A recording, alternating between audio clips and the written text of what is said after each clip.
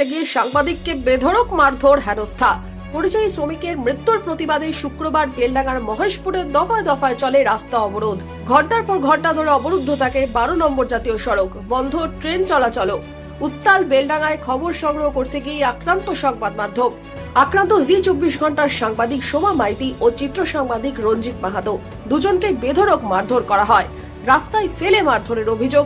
উন্মত্ত জনতার বিরুদ্ধে হামলা চালিয়ে দেওয়া হয় চিত্র সাংবাদিকে। ছবি তুলতে গেলে বন্ধ করে দেওয়া হয় ক্যামেরা, কেড়ে নেওয়া হয় প্রতিনিধির ফোন। সংবাদ মাধ্যমের কণ্ঠরোধের চেষ্টা কার স্বার্থে, উঠছে সেই প্রশ্ন। এই হামলার পেছনে দোষীরা আদৌ শাস্তি পাবে তো? এই ঘটনা নিয়ে কি বললেন এক প্রত্যক্ষদর্শী?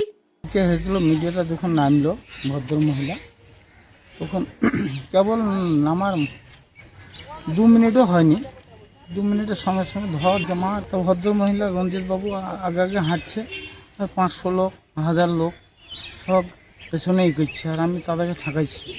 ঠেকাতে 100 মিটার যখন চলে এসেছি, আর ভাই আমি ঠেকাতে পারছি না, তখন এক লাথি মেরে ওকে ফেলে দিলে।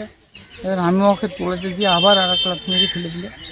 যে আমি ওকে বুকে করে ঘুরে নিয়ে দৌড়ছি, আমি হাতের বাহু ধরে দৌড়ছি, দৌড়তে দৌড়তে বাঁচাতে পারবো না। যে দেখছি একটা টুকটুকিতে চাপাইলাম, চাপাইতে আবার মারধর।